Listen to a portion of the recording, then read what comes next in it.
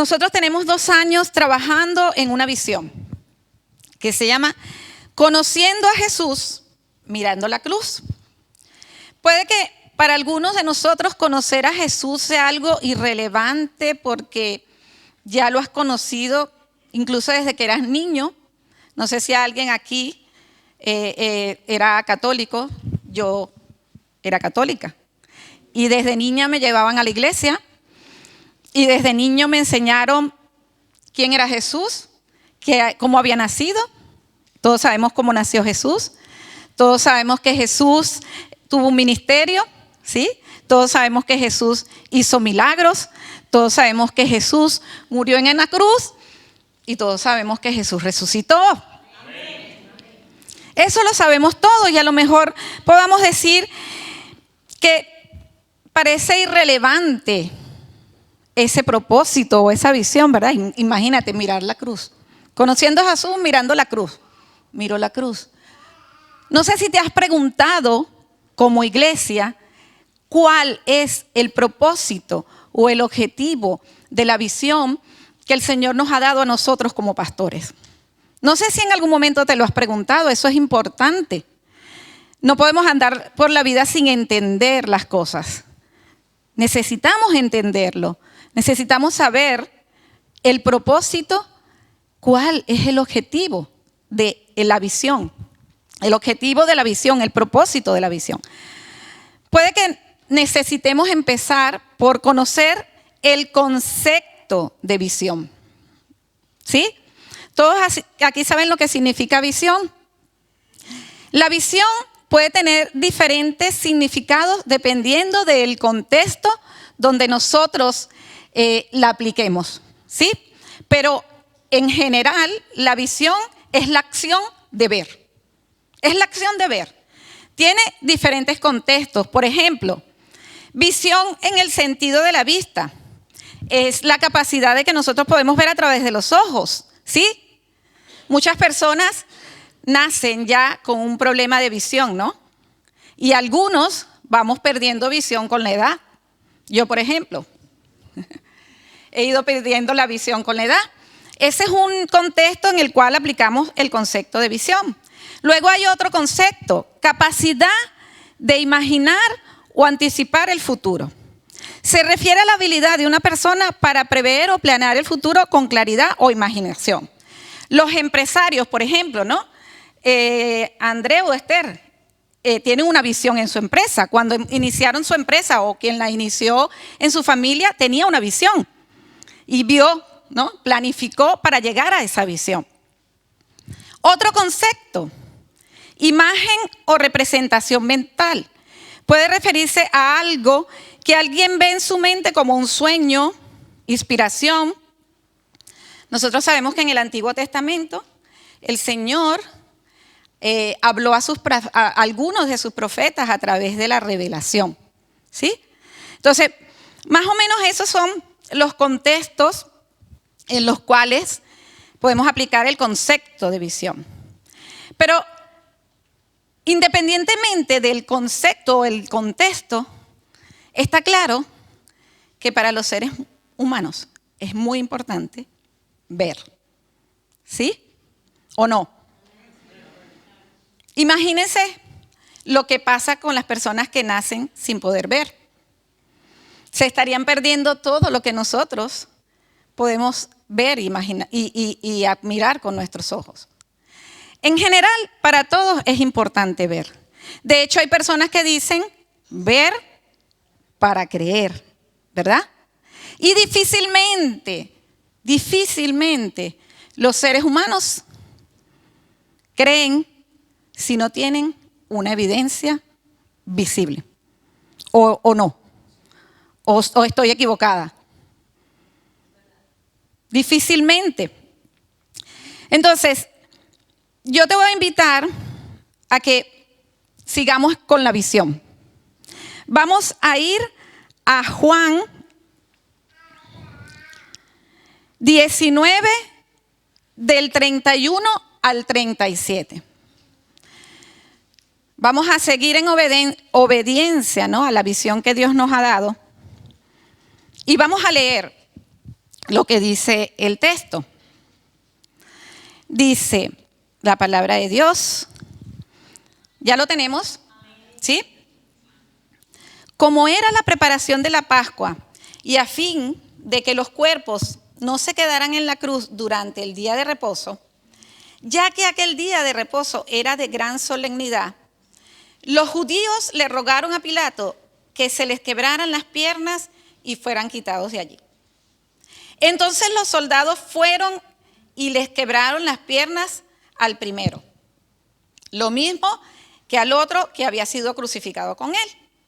Pero cuando llegaron a Jesús, como vieron que ya estaba muerto, no le quebraron las piernas. Pero uno de los soldados le abrió el costado con una lanza y al instante le brotó sangre y agua. Diga conmigo, y al instante le brotó sangre y agua. El que vio esto da testimonio. ¿Quién dio testimonio? Juan, que estaba escribiendo este texto. El que vio esto da testimonio y su testimonio es verdadero. Y él sabe que dice la verdad. Para que ustedes, iglesia, para que nosotros también podamos creer. Porque estas cosas sucedieron para que se cumpliera la escritura. No será quebrado ningún hueso suyo. Además, hay también otra escritura que dice, mirarán al que traspasaron. Amén. Nos quedamos allí en la lectura. Y le voy a pedir a producción que transmitamos una imagen. Todos podemos ver la imagen, ¿verdad? ¿Vemos esta imagen? Bueno, se ve un poco borrosa. ¿La veis bien? ¿Sí? La vemos bien. Cuando nosotros leemos el texto que acabamos de leer ahora, podemos, a través de lo que el texto nos dice, imaginarnos lo que allí estaba sucediendo. ¿Sí? Podemos imaginar que alrededor, aquí no lo tenemos, ¿no? Pero alrededor habían otras personas. Y nos imaginamos que había un soldado. Nosotros no podemos ver cómo estaba ese soldado en nuestra mente. Y que estaba una cruz y Jesús en la cruz. Eso no lo podemos imaginar. Lo que no podemos tener a ciencia cierta es cómo era la imagen, porque no estábamos allí en ese momento, ¿verdad? No la podíamos ver. Ahora bien, ahora que vemos la imagen, porque la hemos traído, ¿qué ves en esa imagen? ¿Tú qué ves? ¿Alguna vez te has puesto a mirar la cruz de Jesús? ¿Alguna vez te has puesto a admirar la cruz de Jesús? ¿Qué ves? Porque te voy a explicar un poco, ¿no? Yo no sé mucho de esto, pero te voy a explicar un poco del proceso que ocurre para que nosotros veamos algo. La luz entra, ¿sí?, al ojo, y dentro del ojo hay algunos elementos que se encargan de proyectar reflejos e impulsos que llegan al cerebro, ¿sí? Y a través de esos impulsos el cerebro construye la imagen, ¿sí? Eso es lo que ocurre de forma natural. Yo veo esa cortina y automáticamente mi cerebro me dice, es gris, es de tela, es larga. O sea, el cerebro dibuja la imagen. Y ahí, en ese momento, todos estaban observando esa imagen. Y había muchas personas. Estaban los sacerdotes y los fariseos. ¿Qué creen ustedes? Ellos estaban viendo lo mismo, estaban viendo a Jesús en la cruz. Pero lo que ellos estaban procesando era, por fin nos hemos deshecho de la amenaza de Jesús. Ha muerto Jesús. ¿Sí? Eso veían los fariseos. Hemos triunfado. Hemos quitado a Jesús del camino. de nuestro camino. ¿Qué veía la madre de Jesús al ver la imagen? ¿Qué creen ustedes que estaba viendo? Estaba viendo morir a su hijo sin poder hacer nada. Juan también estaba en ese lugar, aunque no lo hemos leído ahora, pero la semana pasada lo leímos. Juan estaba. ¿Qué estaba viendo Juan? Estaba viendo morir a su maestro sin poder hacer nada.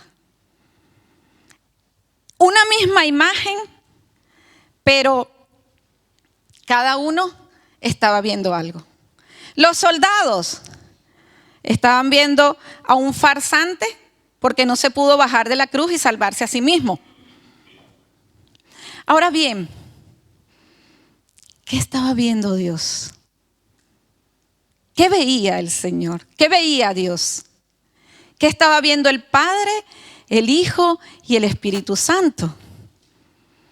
El Padre, el Hijo y el Espíritu Santo estaban viendo la mayor victoria de la humanidad. Estaban viendo a Cristo morir y entregarse por nosotros. Eso era lo que Dios estaba viendo. ¿Por qué? Porque ese era su propósito. El propósito de que Jesús estuviera en esa cruz era que tú y yo nos reconciliáramos con el Padre. El propósito de aquella cruz era que tú y yo tuviéramos acceso al Padre. El propósito de la cruz de Jesús es que tú y yo tuviéramos acceso a las gafas de Dios. El propósito, iglesia, es que nosotros podamos ver cómo ve Dios. Que no sigamos viendo con nuestros ojos naturales, sino que nosotros podamos ver a través de esa victoria de Jesús en la cruz. Y yo no sé si tú en algún momento te has preguntado, ¿para qué? ¿Por qué Dios envió a su Hijo Jesucristo? Para que tú y yo pudiéramos tener acceso a sus gafas, hablando de una manera coloquial. ¿Te has preguntado alguna vez por qué? Señor, ¿por qué si yo no lo estaba pidiendo, tú enviaste a tu Hijo? Muchos dirán, yo no le pedí a Dios que enviara a su Hijo por mí. Ahora, la pregunta es, aquellos que hemos recibido a Cristo en nuestro corazón, los que cantábamos hace un momento, que por nosotros Él había muerto en esa cruz y nos había dado libertad, los que hemos decidido seguir a Cristo, sabemos, entendemos por qué el Señor, porque Dios nos ha dado acceso a su palabra y a su Espíritu Santo. Lo sabemos, iglesia. En algún momento nos los hemos preguntado, Señor, ¿por qué me has dado acceso a que yo pueda ver como tú? Y es, iglesia, por varias razones que Dios nos ha entregado su palabra y a su Espíritu Santo. Y una de ellas es para que podamos caminar en su voluntad. Hace un momento acabamos de leer un texto en el cual los judíos estaban usando la palabra, la ley, como argumento para pedirle, para rogarle a Pilato que le quebrara las piernas a unos hombres. Los sacerdotes y los fariseos dice que estaban clamando, ¿Sabemos lo que es clamar? Clamándole a Pilato que quebrara las piernas de aquellos hombres, porque es que el día siguiente era un día de descanso. Y es verdad, eso dice la palabra. La ley establecía que había un día de descanso, pero la palabra nunca dijo que tenías que cometer otro pecado para que la palabra se hiciera cumplir. Porque aquellos hombres, al pedir que le quebraran las piernas a esos hombres que estaban allí, estaban cometiendo un asesinato. Sin embargo, ellos pensaban que estaban haciendo la voluntad de Dios. Ellos fueron seguros allí delante de Pilato, creyendo que estaban haciendo la voluntad de Dios. Y lo que ellos estaban haciendo era cumplir con un propósito personal. Ellos lo que estaban haciendo era usar la palabra para un deseo personal. Y muchas veces pasa eso. Pasa que usamos la palabra para nuestro propósito personal. Pero no nos ponemos las gafas de Dios para saber qué es lo que Dios quiere hacer. ¿Cuál era la voluntad de Dios en ese momento? ¿Cuál era la voluntad? Te voy a contar la historia de un hombre. Había un hombre que tenía muchísimo conocimiento de la palabra. Ese hombre conocía la palabra, la había estudiado perfectamente. Pero no solo era eso, ese hombre también iba al templo frecuentemente. Ese hombre tenía celos de Dios. Ese hombre quería servirle a Dios. Pero ese hombre estaba matando a los cristianos. Y resulta que él lo tenía todo. Tenía la palabra, tenía la devoción por Dios, tenía el celo por hacer cumplir la ley, pero no conocía a Jesús. No conocía a Jesús. Y Jesús se le presentó a aquel hombre un día. ¿Y tú sabes qué pasó con ese hombre? Que perdió la visión. Se quedó ciego. ¿Por qué crees que ese hombre se quedó ciego? No sé si en algún momento te lo has preguntado. Sabemos todos de quién estoy hablando, ¿verdad? Pablo se quedó ciego. ¿Sabes por qué Pablo se tuvo que quedar ciego? Porque él tenía que dejar de confiar en sus capacidades. Tenía que dejar de confiar en que lo veía todo, lo controlaba todo. No podemos servir a Dios si esa es la forma como queremos hacerlo. Porque la única forma de servir a Dios usando sus gafas es siendo manso y humilde de corazón. ¿Sabes qué dijo Pablo un día? Me he propuesto no saber nada. No sé si en algún momento lo has pensado. Yo a veces, cuando estoy agobiada de tantos conocimientos y este dijo aquello y el otro dijo lo otro y luego por las redes sociales dicen una cosa y por allá, yo digo, Señor, quiero decir como Pablo, me propongo no saber nada, solo a Cristo y a este crucificado. Me propongo solo conocer esa verdad que está en esa cruz, ese amor incondicional, ese amor que no actúa con egoísmo ni con propósitos personales. Cristo se entregó por amor. Por amor. No había otra cosa. Esa es la cruz que tú y yo necesitamos contemplar. esa cruz que nos dio acceso a el amor, que se entregó allí para que tú y yo podamos ver con los ojos de Dios, no con los ojos de nuestro egoísmo, no con los ojos de nuestros propósitos, no con el deseo de nuestro corazón, sino con el corazón de Dios. ¿Para qué? Para que podamos hacer su voluntad y no la nuestra, porque la nuestra siempre nos va a llevar a otra cosa.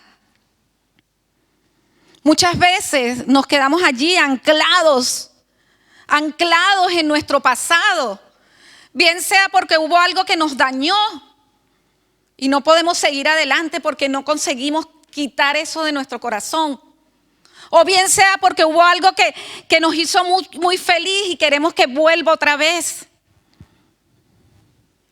Y nos quedamos anclados allí en nuestro deseo del corazón, en querer hacer nuestra voluntad.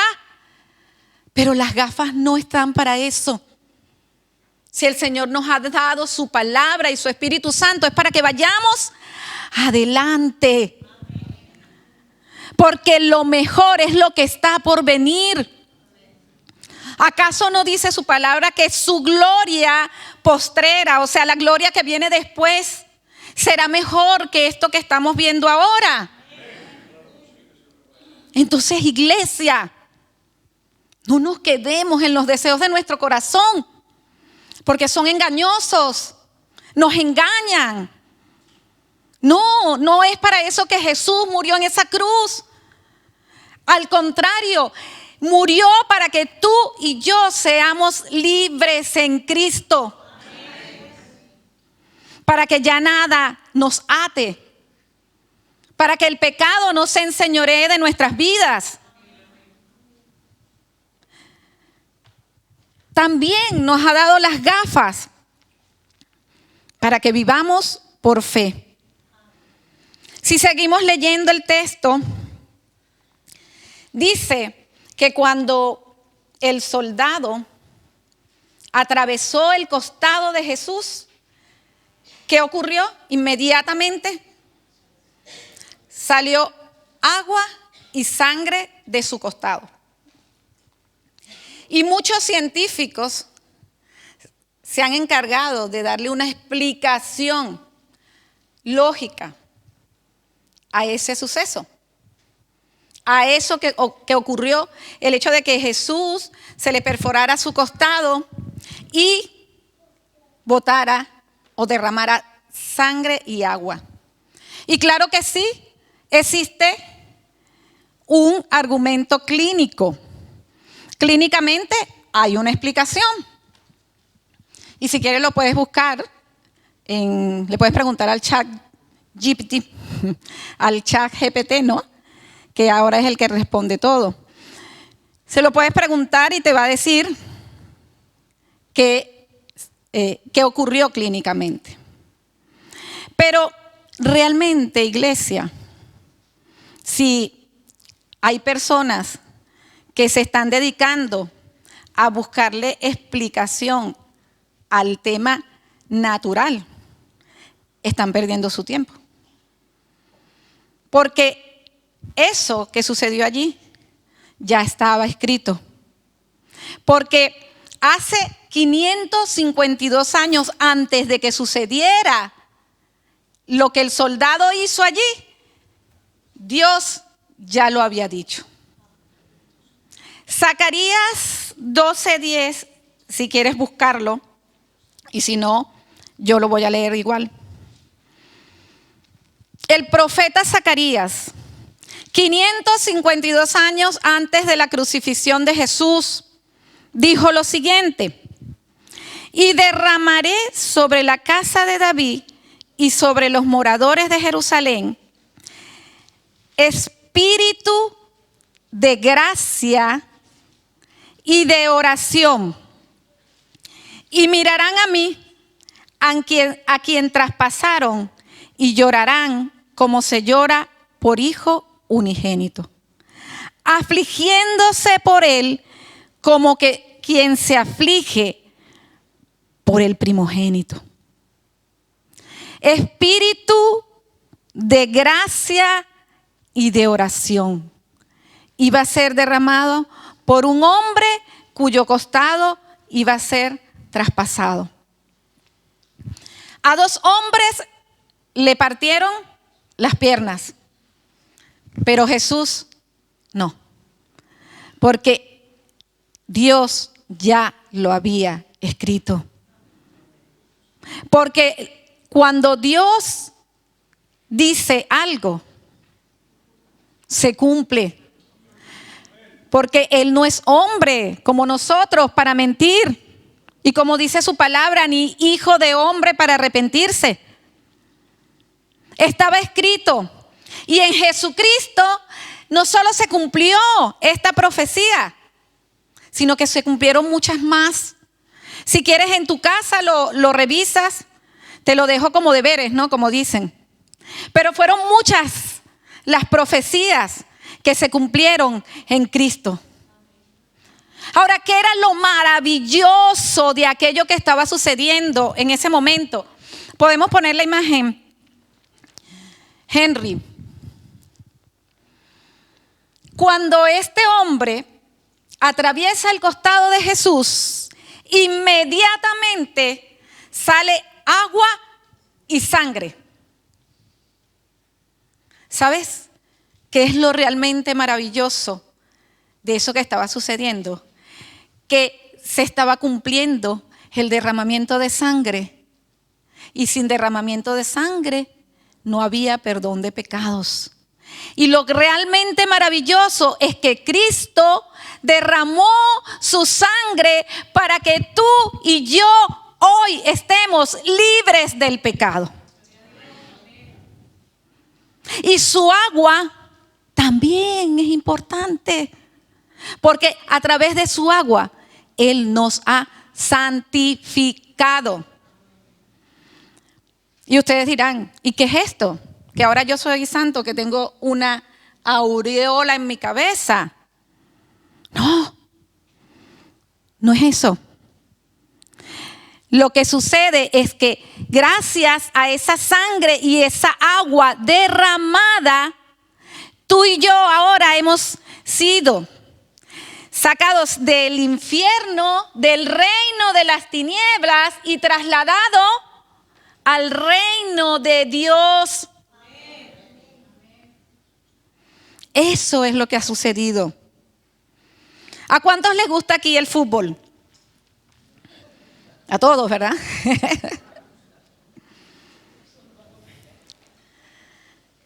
¿Qué pasa cuando una liga quiere comprar a un futbolista?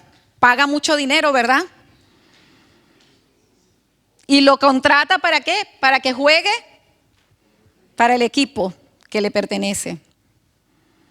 Pues Jesucristo, con esa sangre preciosa, nos ha comprado para que nosotros juguemos para el equipo contrario. Ya no jugamos para Satanás. Ahora nosotros pertenecemos a Cristo Jesús, porque Él nos compró con esa sangre preciosa. Y eso era lo que estaba viendo Dios desde su reino con sus gafas. Él estaba viendo cómo la humanidad se estaba limpiando de sus pecados cuando estaba derramando esa sangre y esa agua. Pero la humanidad, el hombre, quiere demostrar por qué clínicamente ha pasado eso. Porque quieren verlo con sus ojos.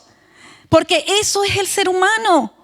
Ver para creer. Necesito entender desde el razonamiento humano. ¿Cuántos tienen puestos ahora en este momento las gafas de Dios? ¿Cuántos están viendo como Dios? ¿Cuántos están viendo realmente el valor de la sangre y el agua que se estaba derramando en ese momento? ¿Cuántos reciben ese valor? ¿Cuántos creen en eso que Jesús hizo? Porque necesitamos creer, iglesia. El justo solo puede vivir por la fe. Y si tú y yo no nos ponemos las gafas de Dios, no vamos a poder caminar.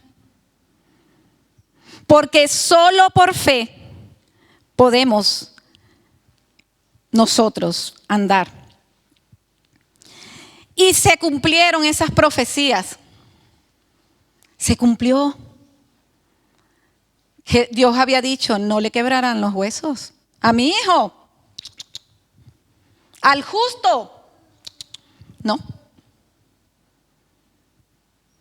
Y si tú ahora en este momento estás pasando por una situación difícil, una situación de amenaza, a lo mejor alguien está amenazando tu vida, pero tú eres un hombre justo e íntegro, que le has entregado tu vida a Cristo y que estás haciendo su voluntad. Déjame decirte que la palabra dice que al justo no le quebrarán las piernas. Que eso no va a caer en tu vida. No te van a hacer daño. El Señor te está cuidando. El Señor está contigo. Porque esa es su promesa. Amén.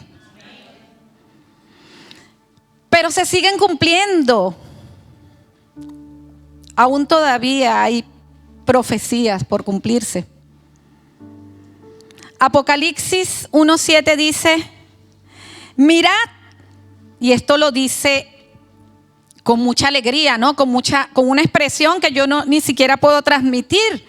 Pero dice, mirad, viene en las nubes, todos lo verán, incluso los que los traspasaron, y todos los pueblos de la tierra se lamentarán por él. Sí, amén. Todavía, iglesia, hay promesas. Cristo viene por su iglesia. Y si tú no estás creyendo que eso va a suceder, es porque aún no te has puesto las gafas de Dios. Siguen. Hay promesas por cumplirse. Hay profecías por cumplirse. No despreciemos las profecías y las promesas del Señor. Él dice en su palabra que estemos siempre gozosos. Dice que oremos sin cesar. Acabamos de decir que el Señor con esa sangre preciosa iba a derramar un espíritu de gracia y de oración. Si nosotros no mantenemos esa comunión con Dios, si nosotros no nos mantenemos en la oración, como dice, orar sin cesar, no vamos a poder ver como Dios. Y dice también que no despreciemos las profecías, que no apaguemos al Espíritu Santo. Y ya para ir finalizando, hay otra razón por la cual el Señor le ha placido darnos acceso a sus gafas.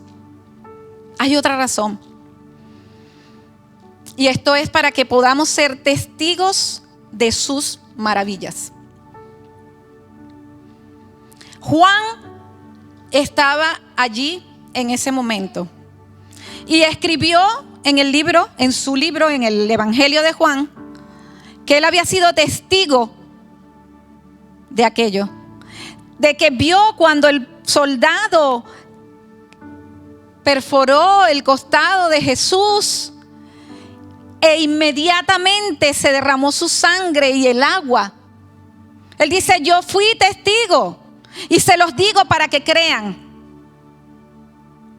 Juan estaba en ese lugar, pero previo a ese momento, Juan había tomado algunas decisiones en su vida. Él, al igual que 11 hombres, habían decidido seguir a Cristo. Habían decidido seguir a un hombre carpintero, un hombre sin dinero, un hombre que humanamente no prometía nada. ¿Tú te imaginas la imagen que se veía en ese momento? No sé si te lo imaginas, ¿no? Que se te acerque un hombre y te diga, sígueme. Y que de repente estés viendo a un hombre allí con una túnica, a lo mejor llevaba un manto, y que tú le digas, ¿pero de qué vas? Pero Juan a lo mejor no veía nada, pero él sintió el llamado de Jesús. Oyó el llamado de Jesús.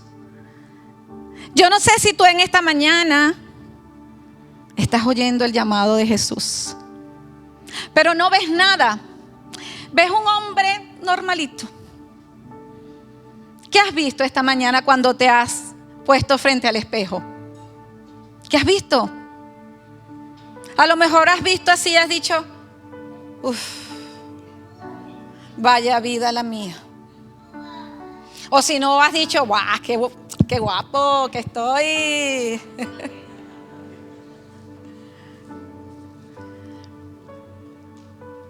No sé qué imagen estás viendo de tu vida. No sé qué imagen. Pero déjame decirte que Dios tiene promesas para tu vida. Que eres un hijo de Dios. Que eres un hijo del Rey de Reyes y Señor de Señores. Que no eres un fracasado. Que tienes el mayor regalo que cualquier ser humano puede tener. Tienes a Cristo en tu corazón. Y el Espíritu Santo que te guía. Pero hay que tomar decisiones, iglesia. Como Juan lo hizo, hay que tomar decisiones. Como lo hicieron Pedro y los apóstoles, hay que tomar decisiones. Hay que renunciar a esa vida pasada. Hay que renunciar al pasado, iglesia. No te puedes quedar mirando atrás. Porque el pasado te va a paralizar. Te va a desanimar. Necesitamos mirar hacia adelante. Lo que Dios tiene para nosotros es muy grande. Hay un propósito eterno. Y el Señor desea que tú y yo seamos testigos de sus maravillas. ¿Cuántos aquí han vivido maravillas de Dios? ¿O no es suficiente con que te compares como eres ahora a como eras en el pasado? ¿Acaso eso no es una maravilla? Entonces, ¿por qué estamos anclados? ¿Por qué? Si Cristo ya venció. Lo que se veía en esa cruz era una victoria. Cristo venció en la cruz. Él venció al pecado, a todo lo que quiere dominarte, a todo lo que quiere oprimirte. Es necesario que tomemos decisiones. ¿Cuál? La decisión de seguir a Cristo.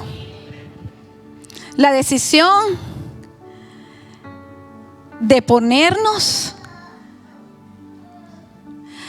Yo ahora los veo súper borrosos. Muy, muy borrosos. Pero afortunadamente la ciencia ha avanzado y ahora yo puedo ponerme estas gafas. ¡Wow! Están guapísimos todos. Y los veo bien, los veo guapos. Pero ¿sabes qué? Aparte de estas gafas, yo he decidido ver a través de los ojos de Dios. Y yo veo en cada uno de ustedes a un hijo de Dios. Yo veo, no soy yo, el Espíritu Santo está viendo vida y vida en abundancia. Entonces, ¿por qué no lo ves tú? ¿Por qué no estás viendo esos ríos de agua que fluyen dentro de ti y que Dios los ha dado y que el Señor los ha puesto en cada uno de sus hijos para que podamos ser testigos? Testigos de lo que Él puede hacer en la vida de toda persona. Y para eso hemos sido llamados, iglesia. Hemos sido llamados para predicar las buenas noticias. ¿Y cuáles son las buenas noticias? Que hay esperanza. Que hay esperanza. Que Cristo vino para que toda la humanidad pueda tener vida y vida en abundancia. Para que ya no estemos anclados en el dolor. Gracias, Jesús. Gracias, Señor. A ti te damos toda la gloria y toda la honra. Amén y amén. Que el Señor les bendiga, iglesia.